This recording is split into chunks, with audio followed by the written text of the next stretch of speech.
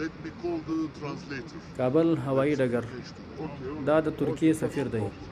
د ترکیې سفیر له خپل عملې سره یو ځای تېره شپه د کابل هوایي ډګر څخه د خپل سفارت په لور ستون شو. د ترکیې سفیر وروسته له هغه خپل سفارت ته ستنېږي چې ټول نظامي عسکر یې له ګران هېواد افغانستان څخه ووتل.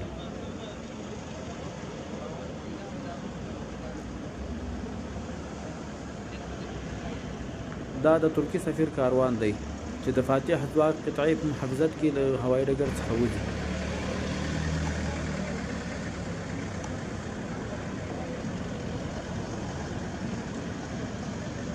سفیر نه غوښتل چې تصویر یې واخیستل شي او یو ډول د خجالت احساس یې کاوه. دوی په مصئونه توګه تر خپل سفارت پورې ورسول شول.